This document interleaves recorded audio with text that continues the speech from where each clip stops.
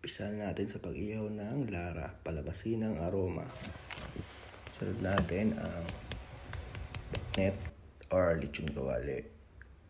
Lutong check, kahit hindi naman malutong. Joke lang. Malutong yan syempre. Tapos natin pakuluan. Pinarito natin siya. At eto na siya ngayon. Hiwain lang natin na maliit. Tadtarin. At ito ang mga kailangan natin. Masamahin natin sa lagayan. At pwede na natin lagyan ng iba pang mga ingredients. Asin, paminta, at liquid seasoning. Alalay lang, baka maparami, maalat masyado. Siyempre, mayo. At pwede nating halu-haluin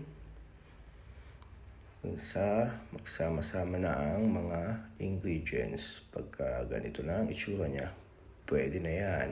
Nakakatakam na, diba? Kahit hindi naman. Eto na, sizzling plate, kanin. At ilagay natin dito yung hinalo-halo natin. Itlog.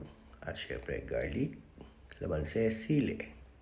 Ayan, pwede na natin siyang kainin.